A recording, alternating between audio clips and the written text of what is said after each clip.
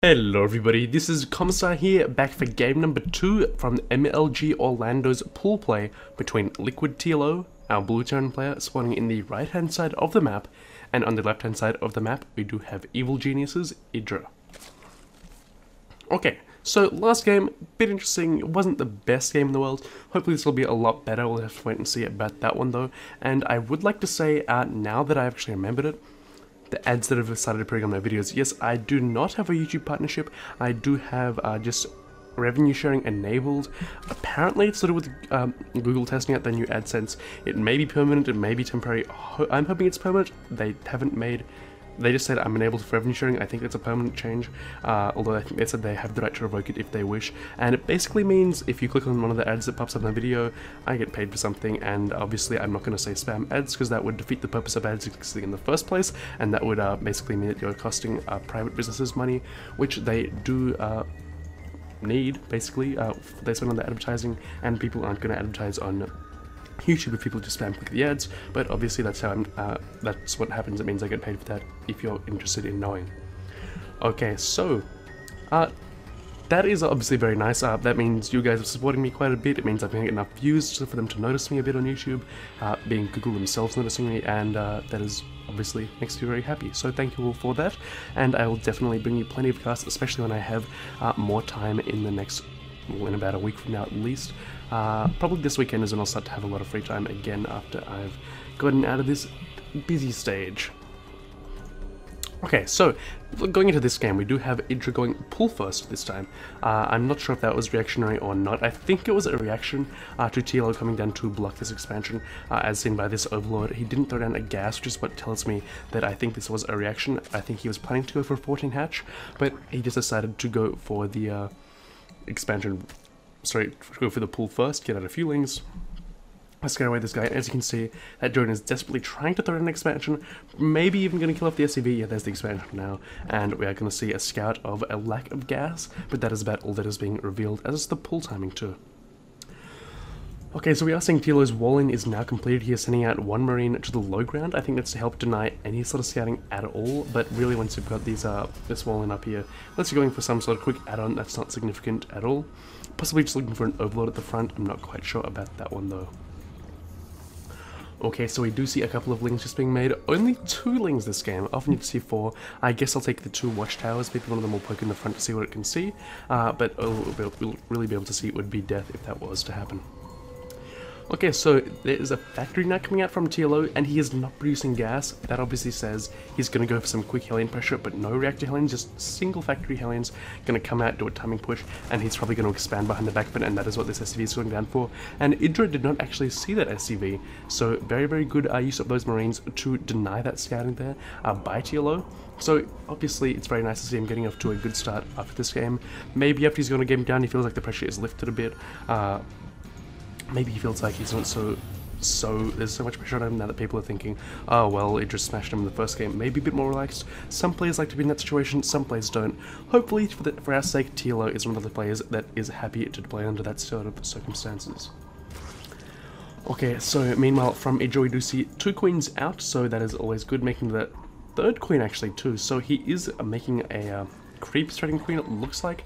Maybe going to be going for a quick 3rd too to saturate that up, to put a queen there straight away when it's done. I'll have to wait and see about that one though. So there are 1 spine being brought down here. I saw that invisible one, that see-through one, as being a normal spine, but there is on Hellion. Gonna get a bit of a scout, gonna see 2 queens, feelings, gonna see that spine, but nothing of particular value. Just a lack of super early gas, so no super early tech rush, but I mean it's an Idra, so that's never gonna happen, is it?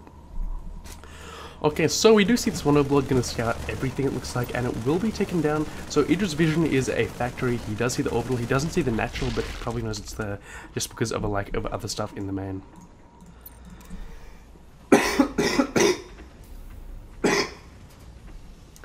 Yeah, sorry about that, excuse me.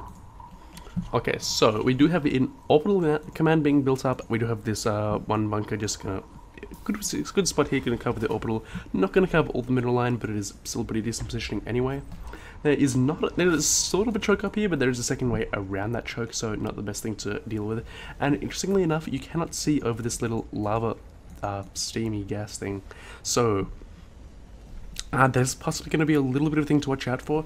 Maybe going to have to build a supply depot on the other side of that just so he knows exactly what is happening, so he does not get surprised when he moves out by a big ling run by, that sort of thing. But I'm not really too familiar with this map, as it is not a standard map. It is, I believe, a GSL map. So, we do have the unit/name/Salmaga Tower 2 over here, so I guess that is a little bit of a mistake in the management of the engine, but there you go. Okay, so we do happen to see, how many drones? I feel like there aren't that many. Whoa, where are the harvesters? So, 50 harvesters are actually out on the field for Idra. So that is a lot. That's a big lead. So he's 20 harvesters ahead, and that is really because TLO has not really applied any pressure yet. He is now moving out with a few planes, going to force something to be made, I think. But 2 Banshees are actually what's on the way, so TLO is going for some sort of cheesy play, and there is no cloak on the way quite yet. So this 2-port Banshee of 2 bases is obviously going to be pretty powerful, but look at the queen count of TLO. He has 3 queens down here. Is there a 4th in his menu? So 4 queens are on the field before the Banshees come out. I think there is also a lair on the way. Yeah, it's 20 seconds away from completion, so there will be, if there's a cloak, there'll be tech for overseers, there'll be enough queens to build it, and 1 queen might actually go down here, so this is very good micro here of the Hellions by TLO, and Idra not focusing down that weak Hellion at all. And as a result, he may lose this, although the Spire may get a kill too, but no, 1 queen does make it out of there alive, and there is also a Spire on the way, which will help out TLO immensely. Meanwhile, these Hellions are going to get stranded and killed off very, very quickly, and here comes the Banshees. So look at them moving in. We'll have to see what kind of damage they can do. Obviously, like I said, they will be very effective against the queens. Sorry, not very effective with all the queens in the field. And there is no spores in the way. Now they're going to start coming down. So this has caught Idra by surprise, and he is going to micro these queens. Oh, the Banshee micro was actually a little bit slow there, so it didn't work out at all. And it looks like Idra's just queued up to attack this. I don't actually know who's going to win this fight. It looks like the Banshee will. So TLO coming out just okay there. As soon as this spore does finish, though, we'll be able to kill this off, unless he does get out of the way. So some decent work here by TLO, but no, there goes the Banshee.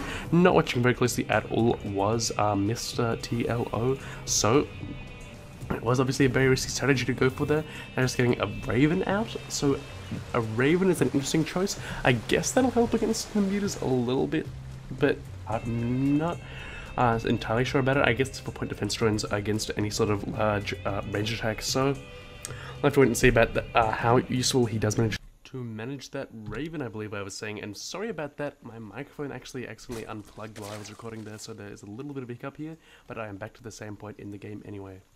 Okay, so what we're seeing, just a few things coming on, is Idra's got really, really nice creeps for this game, and wow, that's a lot of audible. Anyway, so when has creeps you'll see just going out all over the map. 2 creep teamers on one way, 2 creep teamers another way, and one of them move this way. Well, not true. But there you go, a Hellion is also moving out to do a little bit of scouting here. For TLO, it's going to see a lack of a 4th base over here. It's also going to see basically the extent of the creep, and there are also mutas on the field which it did not see, but which I'm sure TLO knows are on the field, as it is Viking is actually dying to them. Getting 1 2 down, so almost paying for itself, that Viking. Doing a little bit of damage with 1 muta won't be able to kill it. So it's a good idea to go for a Viking, but it was a little bit slow when you go for those double Banshee. It's never really a good idea to then go into the Viking, because then it's suddenly too late to be super effective. But there you go. So anyway, we do see now a Thor on the field to try and deal with these mutalisks. Again, a lack of early siege attacking from TLO. Very, very heavy in the Thor count. Not going to get any kills on those mutas. Almost killing a few there actually that are saving on 2 health. A very lucky mutalisk indeed. Okay, so we do have this 3rd base just about done now for TLO. So it's going to fly up any moment, I assume. Probably going to be an orbital first. Maybe going to make it a planetary. I'm guessing it's probably what he's going to do now, actually, considering that he does not have any sort of tech going up before it's flying over. So there you go. Going to lose a Hellion here, it looks like, just needlessly, is TLO. So no, just going to survive, but take a bit of damage. And we do see TLO now moving out with 5 Thors, a few Marines, and a Raven. I don't like this at all, because basically it puts you in a position where suddenly mass link could surround you and kill you off.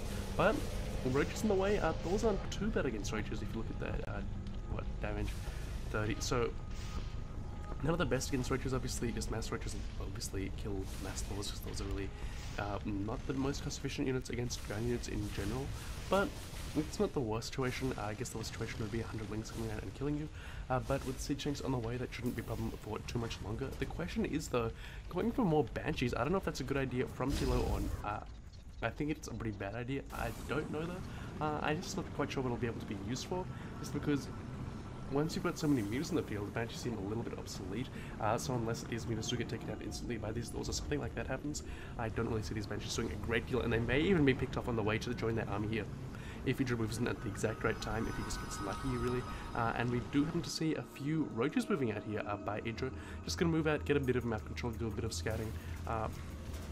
Maybe try and press the space a bit, but with the planetary done, by the time that we get there, they won't be able to do very much at all to that base. So thankfully for TLO, he's macroing a lot better than he did last game. He's still behind in food significantly though. That is largely the harvest account though, because if I go, I'll use this tag, it's a little bit better. So the army supply is not too bad for TLO, the difference is about 20, but the worker supply is a 30 supply difference, so it's very, very significant indeed. And we do see the roaches moving out here, and actually we'll check out this refinery, do a little bit of harassment here, this planetary is going to hold up.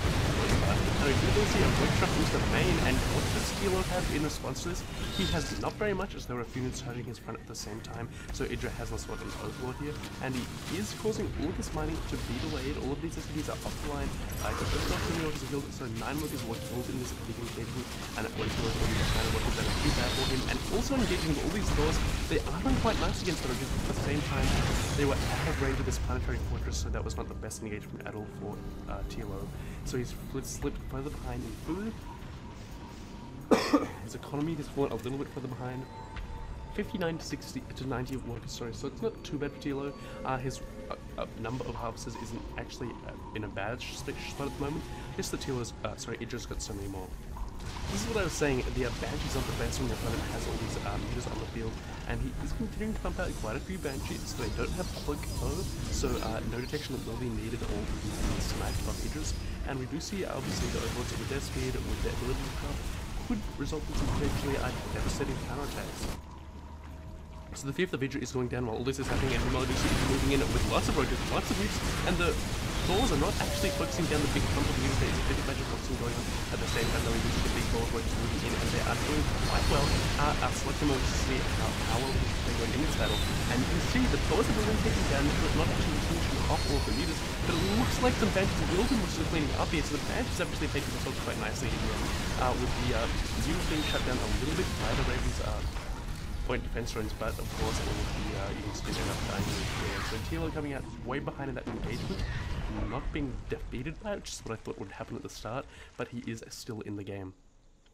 Idra meanwhile is taking a 6th base, really intruding onto the half of the map of his opponent now. He has taken both high yields, and Idra really needs to move out, clear out this base, and these Hellions will spot it, so hopefully he will be able to deny this base now that he knows what is happening. Okay, so meanwhile he's getting himself out to kill the map that we're talking about, and Idra actually wasting a couple of meters against this himself out, so that probably was a little bit of a mistake there by him. And we do see Idra now moving in with a few more harvests, queuing up attacks on all of those SCVs going to take them all out, and nothing really in the main to deal with it. I mean, TLO's going mech. When you're going mech, you have a lack of marines. When you have a lack of marines, you have a lack of an ability to suddenly make a whole bunch of anti-media units, and that is why the throws are so crucial. Vikings are also pretty crucial, and at the moment, it looks like TLO is losing his capacity to produce either of those two. You can see a couple of throws that come out, they need mass repairs, and they do have it, so they will be able to drive the meter threat for now, and that was just a lot of damage being taken there by TLO. Okay, so we do see these anti-mechs trying to enter space. I think they will succeed most likely, although meanwhile in the main part of the map we do see roaches being loaded up for a huge drop plate into the main base, I believe, of TLO, and we do see some nice traps going on by him, although not going to do enough to put in his view of in that ship at all. He's going to lose a lot of Hellions, and we still have, what, 80 harvesters out on the field by Idra. If anything, it would help him to cut out the supply, but he's replacing them with drones, so that means that he's doing some damage. Not very effective regardless, maybe just gonna make a lot of spines is what I was expecting from Idra at this point to fit out more food. With the 5k minerals floating, that's pretty much what you can do, and here comes the drop plane. Well, it's a bit slow to watch that, but you can see TLO completely put out of position here, and able to do it back into the main defend, and actually the goal he actually got some really nice stuff against those units. So the goals are doing a nice job, but meanwhile, TLO is losing his main, and you can see it doesn't really matter that TLO is actually super cost efficient in that battle. I mean, Idra's lost chores, Idra has lost a lot more, but he You can lose as much as you like if you're taking out your opponent's main and staying at 200 food. So really, not the most exciting finish of this game. It is going to be Idra's, I think. Kill isn't out of it yet. Maybe you look up the battle. Looks like that is new main and sacrifices main, but no, there's ZvT, and that is the end of the game. So, an interesting series, not the best, I have to say. I'm not going to just rave on about it as if it's amazing when it wasn't really. Idra did certainly outplay TLO in both games. Some really good play though by TLO, able to utilize those drops very nicely, able to utilize his meter horizon very well. TLO going for that Banshee opening, of course, is a big gamble. Obviously, he wasn't feeling very confident going into this match after the first match, so you could understand it. Doesn't make it good, but it was okay. It was kind of worth it, but I think Idra sort of expected it to have such a high queen count so early on in the game. So there we go. We do have TLO not bowing out. He's just losing another game in the pool play. Although he did do quite a lot of losing in the pool play. I don't think he won a single. I'm not sure. He might have won a few games at NMrUUG, but he didn't win. Obviously, he didn't do very well. He didn't progress very far past the pool play at all. Okay, but that is the end of the series, so I hope you enjoyed the series. I hope you enjoyed seeing these two players battle it out, even though it wasn't the closest of games. And that is all from this match. That is all from me today. So thank you all for enabling me to advertise a little bit on my videos. And thank you all for watching today. I appreciate that a lot. Of course, you can always subscribe if you haven't already. And thank you all, yeah, basically just for watching. So that's it.